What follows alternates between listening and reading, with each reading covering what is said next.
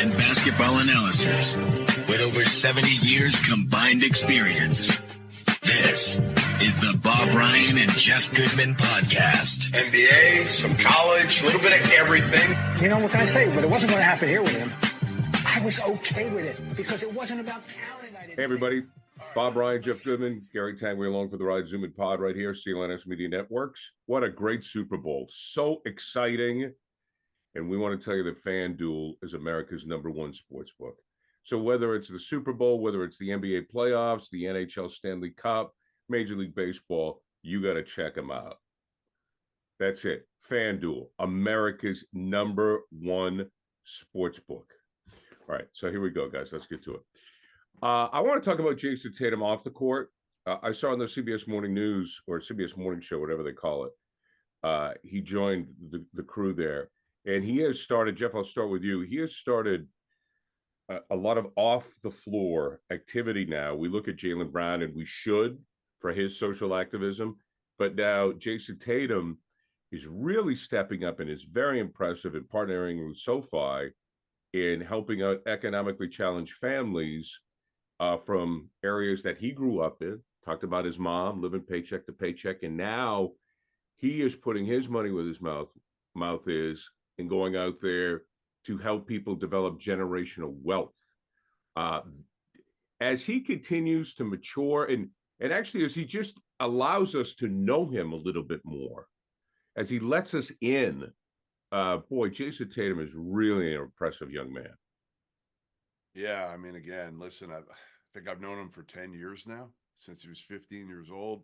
First time I met him, actually, I met his mother, Brandy, at the Hall of Fame tournament, high school tournament out in Springfield, Massachusetts.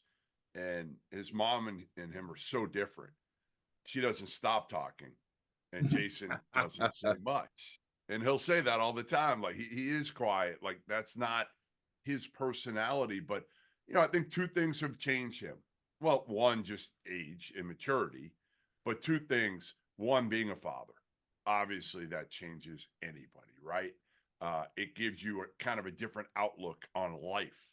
And two, obviously, some of the criticism and the organization kind of handing the keys over to him a couple of years ago where it was really apparent, right? And they started to win, but fall short of winning an NBA title. He's just grown and matured. But I would say this, like Jayson Tatum, from every time I've talked to him, been around him, like, he's just a good kid.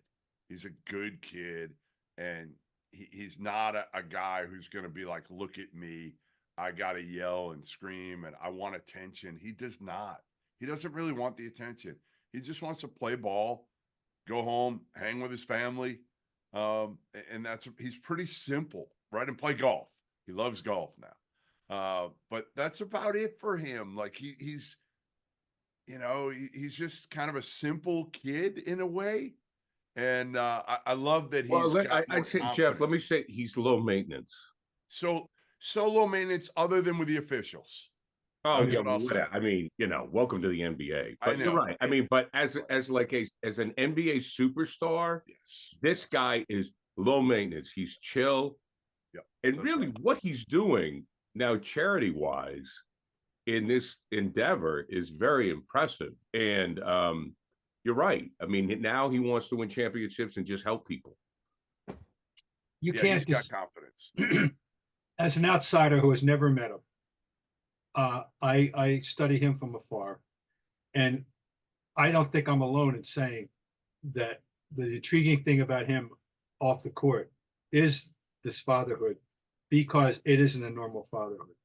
It is an utterly, completely aberrational fatherhood in the circumstance that any of us know.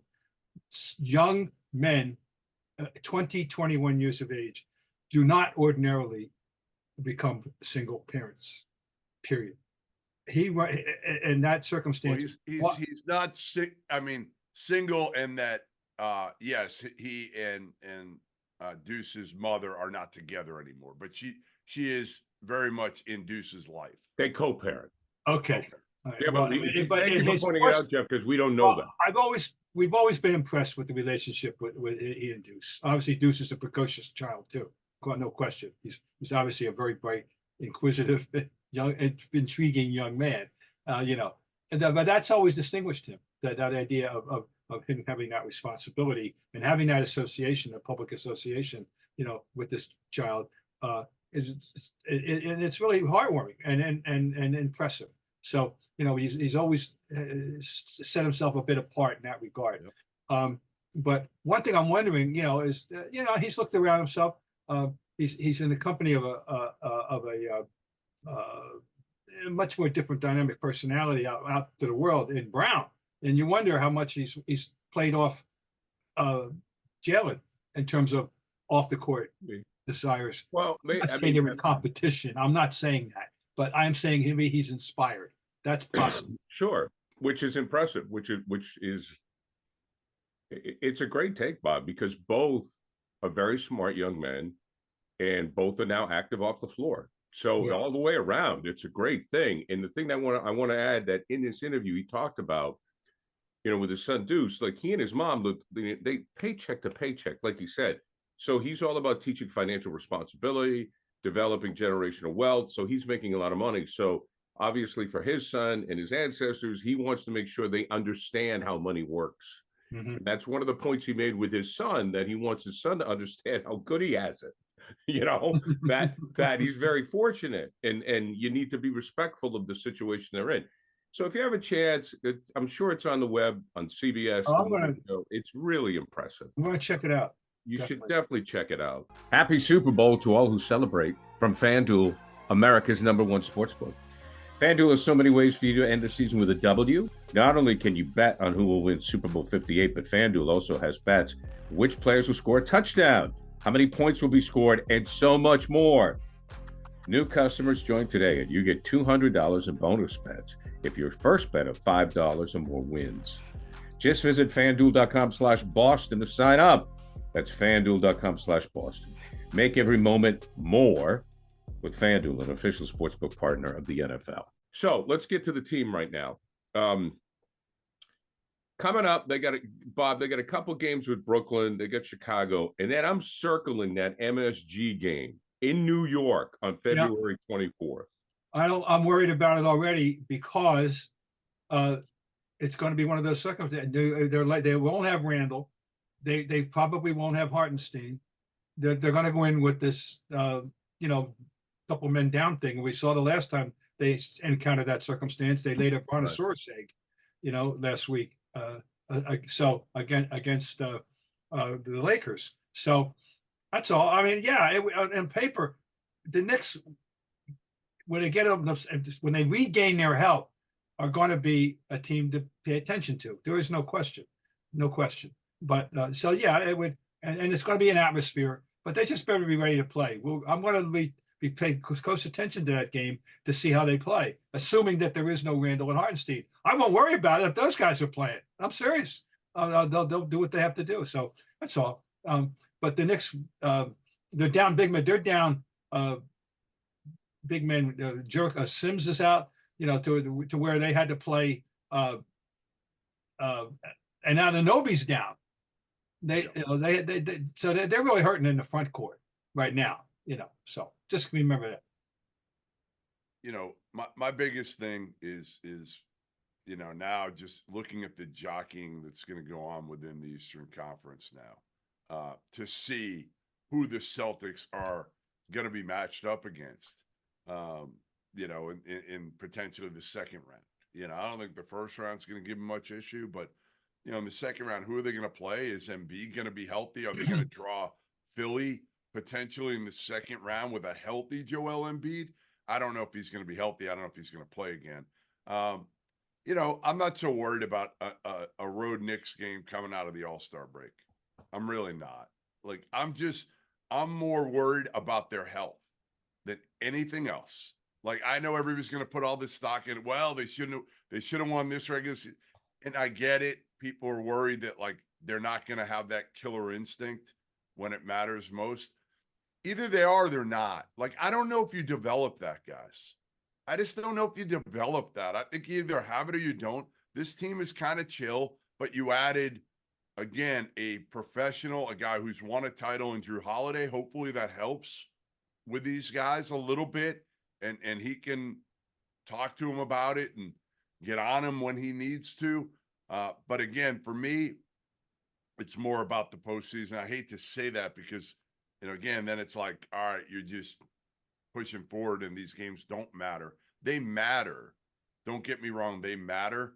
But I just think ultimately, again, as a fan, you just want to see them kind of get better and stay healthy. Stay healthy. Especially Porzingis. teased in that regard now by the way Porzingis is playing. Yeah. He has been tremendous. He should have been one of the 2 additions to the All-Star team when the other 2 went down. Sorry, he should be. And they need a big man. Look at the roster. If anybody cares about the game. So about their chances of actually winning the game in the East. But don't you think the Porzingis is just getting better and better? He's vital. Getting in more and more. He's vital to the mix. I think he has to be healthy for them to win. Well, but they have to have a number of guys. The point is, though, we worry about him because of his history, his injury history, right. and it's fair to say and to pose the question or the idea that you got to worry until it happens that he's going to be available and ready to go in April and May because his history isn't good in that regard. And what I'm saying is, he's making us more. It's more acute now. He just seems to me be fitting in more and more. He's having a great run right now, and I couldn't have been more wrong about the guy, and I'm so pleased. I hadn't seen him play enough in the last couple of years to know what he was really, really fully capable of, and now I'm really impressed. Bob, I think that he's the difference maker in that if he's not healthy in the finals, if the Celtics play Denver or the Eastern Conference Finals, if they play the Bucks, it could go either way. But if you have a healthy Porzingis in those 2 matchups, the Celtics have a distinct advantage. They have. I think they got the premier roster in the league right now, 1 to 8 for sure, and he gives them both a modern and old school dimension. You can't throw the ball into him if you need a 2 if they have to recognize that at key moments, and he doesn't have to stand out in the corner. And shoot those threes, but he shot him pretty well lately. He has, and in big moments too. At games in fourth quarter, last 2 minutes, absolutely. No, he's been impressive. He can pass the ball too. I mean, oh man, what a move. I mean, just give Brad the Executive of the Year now and stop worrying about the. Oh yeah, no doubt. Yeah. I think that. Jeff, I want to talk about, do they have the killer instinct? Do they have it or not? And I have this gut feeling that Mazzulla, it's just a feeling that he's got to figure it out. In hindsight, after the Laker game, the way he's handled the regular season, I think he's handled it appropriately. We've seen this guy mature. He's talked about the things that he's learned. And I have a feeling he's going to be the right guy for this team in the postseason. I think that they're listening to him. And I don't know if it's a killer instinct, but it may be a desperation that, guys, this doesn't happen all the time. You have to make the most of what's going on now. And I think that falls on the coach. I think it's going to have to come down to Mazzulla to deliver that message and have it hit. Well, we've all 3 of us agreed from the beginning that the time is now. This is a now team. There's no more excuses. They have everything they need, and remember, nobody under 25 plays on this rotation, and not many teams can say that, but are really seriously contending. They're in their prime of their lives in a sense. They've entered into it, or they're smack in the middle of it, or what? And then at the other end, we've got Al, who. Some nights you go, my God, you forget how many things Al Horford brings to the table. Right. And certain nights there are stretches of games. You guys agree? 5 to 8 minutes when he's the best player on the floor, and you forget how good he can be, and to have that kind of an insurance policy and your mids with all the other stuff they have is pretty good. Jeff, do you see something in Mazzulla in the playoffs? Do you hear what I'm saying? Are you buying what I'm selling? I hope you're right. I don't know. I mean, until the playoffs, we don't know. And Joe Mazzulla is going to be he's going to be judged squarely on what they do in the playoffs. I mean, period. Like, you can win 1 million games in the regular season. It's not. I compare it a little bit to again, John Calipari. We were talking before this thing started, and I said to Bob, I said, Kentucky can win every single regular season game. But if they lose in the NCAA tournament in the first round, maybe even the second round again, the fans at Kentucky are going to be asking for him to be out in Lexington. Because, again, there's just one goal for Kentucky fans, and that's to get to the Final Four. Now it's even just get past the first weekend of the NCAA tournament. Well, there's one goal for Boston. And it's even increased now because of what they've done in the regular season, the dominance they've had in this regular season. Everybody kind of being on the same page of like looking at this roster and saying, yeah, Brad's giving you everything you need if you're healthy to win this whole thing. So, again, I think Joe has a better grasp. I know he does on this team, and they trust him more because they're winning at a high level. So they should trust him. But ultimately, and I don't think you have people that are going to outwardly question him like Marcus Smart did. I don't think that helped Joe a year ago. Right. Like, that is not the way to go about it with a first-year head coach. That to me, I thought was the worst thing Marcus Smart ever did in his career in Boston, was publicly go after Mazzulla. It was immature. It was an immature. And that's what Brad's probably starting to think, okay, he's got to go.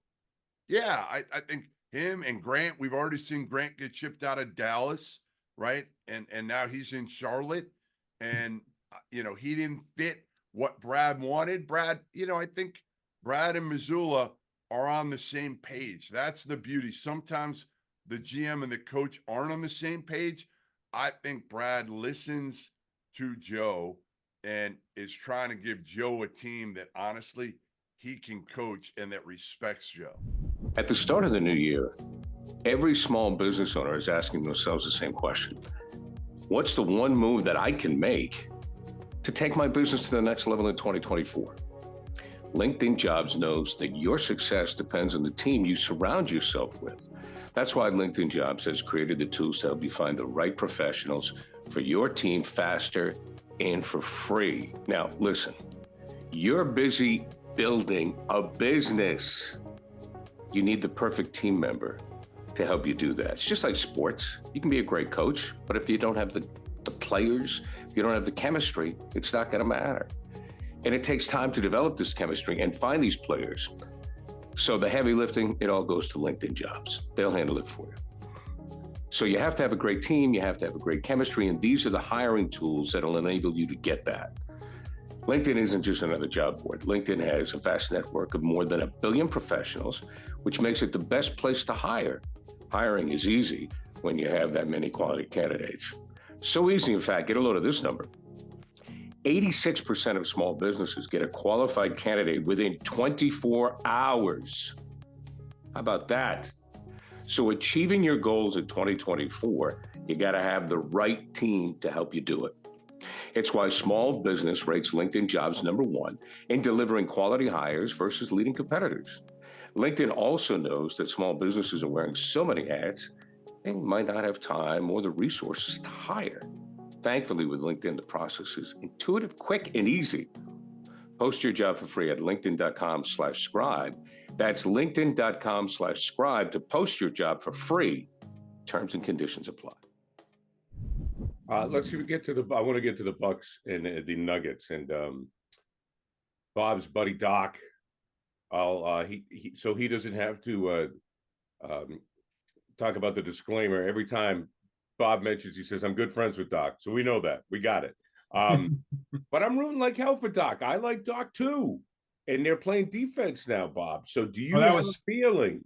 They beat the Nuggets. They sent a message. Do you have a feeling that Doc is going to reach these guys? Well, there were a few reasons why the Milwaukee wanted to make the change, and one of them was they needed a defense. Obviously, Giannis had fallen, had disapproved of Adrian Griffin, and you have to wonder how that's going to play out. Obviously,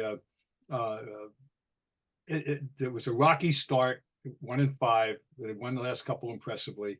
They're going to straighten out. I think they're going to straighten out. Every night, when we talk about great players, it's almost to the point with Giannis now that he's almost at the take for granted stage. That you need certain games with extraordinary numbers for you to remind you how good he is night in and night out. He's an all-time phenomenon player, and last night he came up big again. They're going to be hurt. They're going to be hurt. I'm curious about this whole thing. For Doc personally, why he's doing it and what he's getting out of it, and also for them. And in context of what we were just talking about, about their what the expectations and the demands are for that team to win, to fulfill the destiny of this group, which is Giannis, Middleton, and Brook Lopez. As I guess, am I forgetting somebody as the core? I think I would be the trio there. That would be their equivalent. Their trio, their core trio that's had success together. Giannis, Dame Lillard, Giannis. Damian Lillard, now of course. Well, right, and he's the new addition to it. Right. Oh yeah, extraordinary, very very important one. But we'll see if they regret. That as great as he is, he's never defended well, and to see how he fits into this, and what a glue guy that Holiday was for them, so we'll see. There's pressure. There'll be pressure on Lillard in that regard. You never go into a game against the Bucks thinking it's going to be easy. You shouldn't, I don't think, and I think Doc will get the job done. I mean, we'll get them straightened out to what they should be. They needed this one. I mean, they just needed it because, again, it was such a bad start under Doc that they needed I'm wondering, I'm just thinking on the fly here because of the fact that they beat Denver and Giannis had a big night. And we know that Embiid, there's suspicions that there's kind of an individual rivalry with Embiid and Jokic. I'm wondering if Giannis looks at some of these guys, if there's rivalries in their heads, with these upper echelon stars that we have in this league right now with those big men, those three in particular. And now, of course, they have a youngster coming along. They're all going to have to pay increasing attention to, don't we, in San Antonio? I wanted to bring that up. 10 blocks, a triple-double with 10 blocks. Yeah. Because keep in mind, gentlemen, and you guys know, but so some of our people newer to this earth that are our happy listeners should know that they didn't always count blocks as a stat. Right. And we'll never know about Russell and Chamberlain. We can be, as one who lived through it all, I will give you anecdotal evidence that there were plenty of nights when both of them had double-figure blocks. And then, of course, when you talk about blocks, that you record the stats, and we also know that intimidation shot of discouraging people from even taking shots or missing shots badly because of the intimidation of the block is part of the deal too. So it does that intimidation doesn't stop with the block. There are plenty of other shots that are affected by people who can block shots at that degree. But this kid is going to be an all-time. There's no question with that ability. He's 7'4". He's incredibly agile, and he's got instinct on top of it.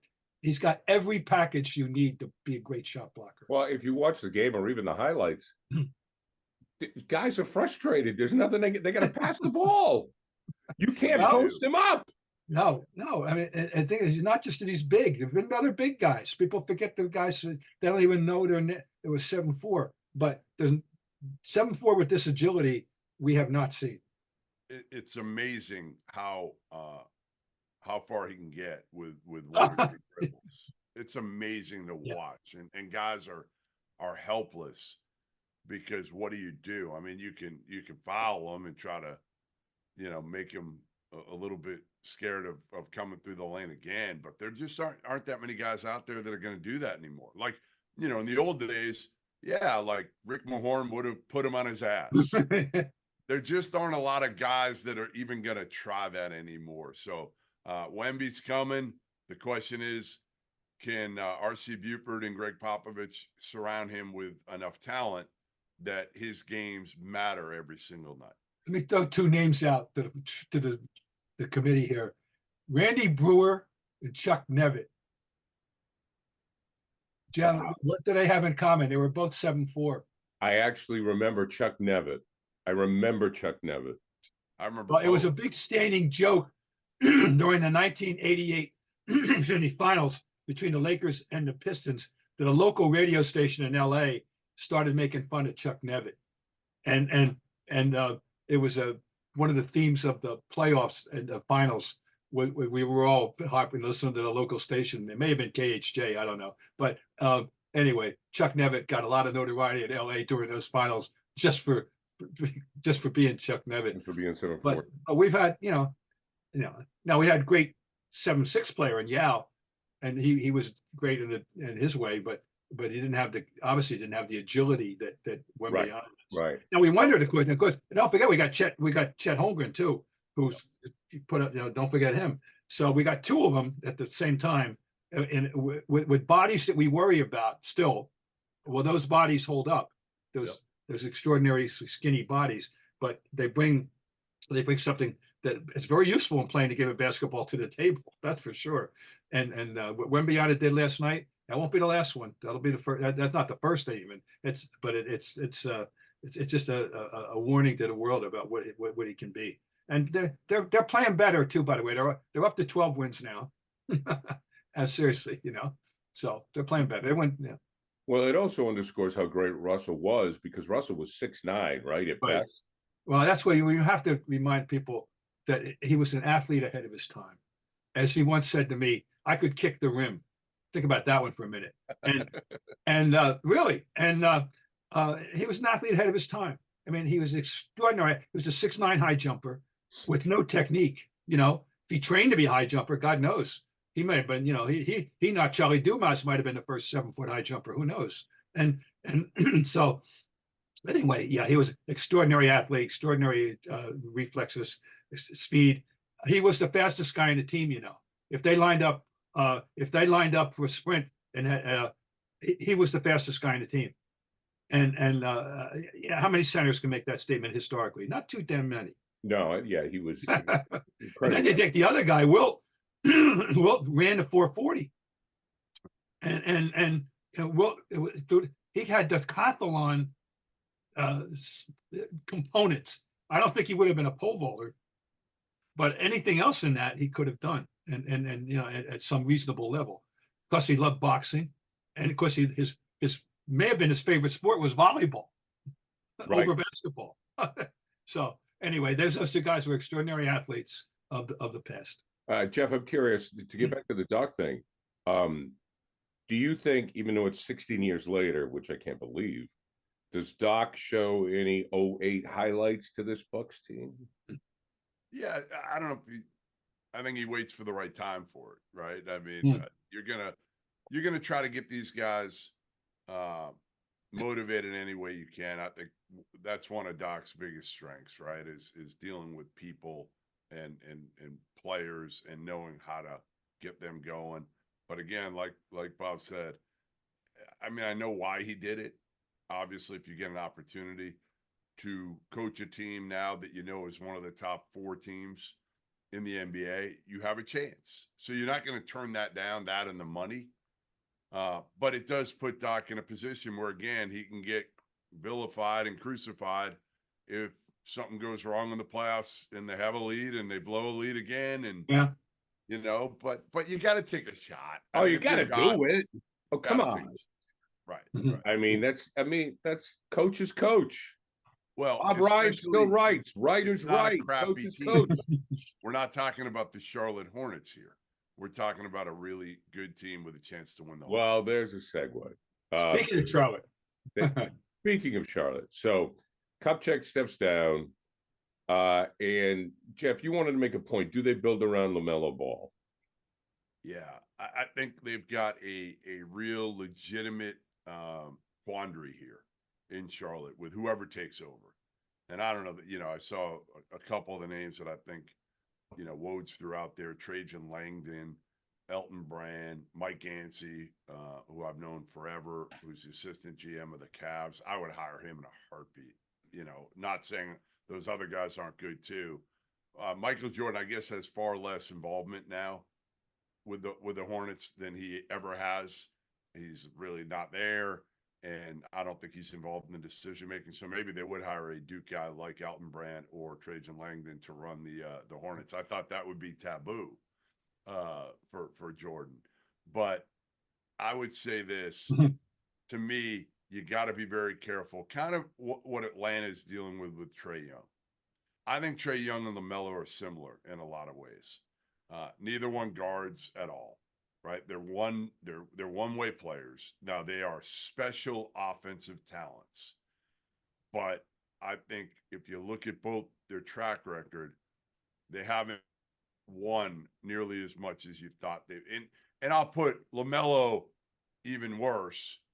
Trae at least won enough in college, and he's had the Hawks competitive for, I think it was in the bubble year they went fairly deep in the playoffs.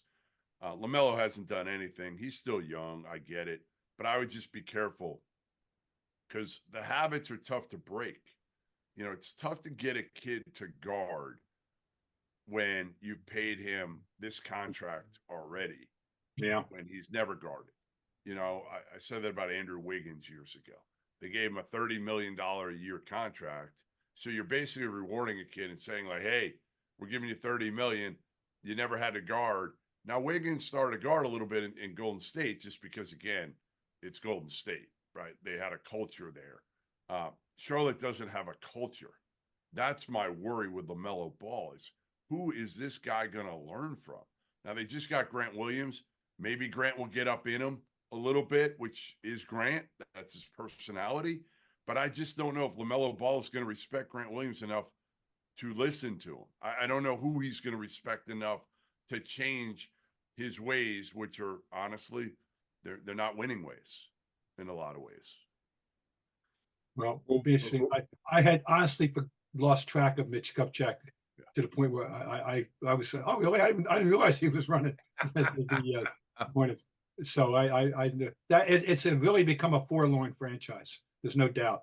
They're just not on the consciousness of the average fan at all, and they have a blah persona right now as a franchise. So they need to get some injection of interest there somehow. Before we go, I have to get some comments on the Super Bowl. I thought it was fantastic. People don't want to hear it, but Brady has competition. Mahomes was right now at this point in time, and I'll start with you, Bob. You have to say that Mahomes is on course to at least equal Brady. Well, it's going to be, the thing is, if you're going to go discounting rings, it's always going to be the Brady edge until it isn't. Sure, the longevity. Okay, fine. Yes. It's like in all sports, well, particularly basketball and basketball seems to be the leader, rather than baseball or even hockey. So football, yeah. I liked it. I thought the drama built as the game went on naturally, and you could, we could see what could happen. Let me just say, here's one definitive statement: that missed extra point is the most significant miss as a point not scored in the entire history of the Super Bowl since 1967. Because if he makes that extra point, it's a 98% chance they're going to win, because they would have forced them to score a touchdown at a point when they weren't doing anything. So that extra point changed. That's extraordinarily important. I hate to put that kind of a lifetime burden. Well, no, I mean, it's true though. Especially because he made 2 huge field goals. Other than that, right? Didn't they? Yeah. So the game's over. They can't a good buy the kicker. game with a field goal. Yeah. So that's I thought the game, yeah. So the suspense built and the suspense built. I'm not ranking it as one of the all-time for me. It was wait, best Super Bowl. Hey, through the first 3 quarters, the best part was some of the commercials. I mean, it was boring for the first 3 quarters, was it not? It was, well, yeah, I didn't think it was that great. No, it was, we were, in fact, the whole thing was, I kept saying, oh boy, the happy people and people in America, those who took the under. Yes. Well, Well, here's one thing I'll tell you. Defense is not lost in the NFL. That's one thing I took from it. Oh, no, because yeah, I thought defensively both teams stepped up big time. Now, yeah, I think that you could say I understand the frustration with the offense, but too many 3-and-outs or whatever. But I give credit to the defense. I thought both the coordinators did a great job. I thought both defensive units did a phenomenal job. They did. But I understand that's not his own. You can make a case for Chris Young Chris Jones is the MVP of the game. Right. And, defensively, both teams. My God. So, but I thought there's a rush to judgment here on calling this one of the great, as great as, it's a great Super Bowl. The Charlotte, the Patriots victory over the Carolina Panthers. Because at halftime, they were on their way to a total utter blowout. Yeah. The Panthers were impotent. Second half, did they come roaring back? Oh boy. And I was there for that one. That to me, that's my favorite one as a football game. Of course, the 28-3 will always live in the hearts of the Patriot fans for that reason, of course. But I'm just saying that Carolina, don't ever forget how great a game that was. But back to the original point about Brady and Mahomes. To me, I always separate these things in the obvious historical accumulation of discussion versus how good are they in the context of their moment in times discussion. Okay. And so Mahomes can do more things than Brady. Yeah. He extended, he made plays with his legs. I've always said this: if we're having that mythical game, you're playing for your life tonight. This is the winner of this game. It determines your life. And what quarterback do you want? 15 years ago, to me, the easy answer was Elway. Why? Because he could beat you both with his arm and his legs. Neither Brady nor Manning are in this discussion in that regard. If you care that much about it, if you want to say, it's not that important, you go for Brady or Manning if you want. Now we got a kid that can win it, who can beat you with both his arm and his legs. And if I had to go for my life tonight, being what I've seen with this kid now, this man, 28 years old, I wouldn't have any hesitation to take him at all. I love the guy. I'm a Mahomie. I love the guy. I mean, I love him. But you got to give it up for the donkey commercial, right, Jeff? The donkey commercial was good. We love it here. That's You're not going to go out. You're going to buy the outfit, right, Gary? You're going to go. Yeah. All three of us. Yeah. All three of us next week. I'm sure Brady's glasses. Yeah, I'm sure in New England it's by far the favorite commercial. I don't know whether it went over that big in Peoria or Fargo or Ashton. It didn't. Nationally, it didn't do well, but in New England, it was great. Oh yeah. All right, guys. Always a pleasure. We'll talk again next week. Bob, Ryan, Jeff Goodman, Tanguay along for the ride. Brought to you by FanDuel, America's #1 sports book. Visit FanDuel.com/Boston to sign up. That's FanDuel.com/Boston. Make every moment more with FanDuel. Check it out, folks. New customers join today, and you'll get $200 in bonus bets if it's your first bet of $5 or more. Until next time, Jen.